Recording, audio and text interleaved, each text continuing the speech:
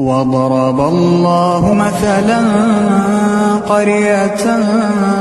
كانت آمنة مطمئنة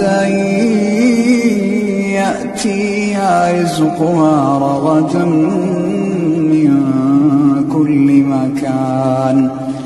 فكفرت بأنعم الله فأذاقها الله لباس الجوع والخوف بما كانوا يصنعون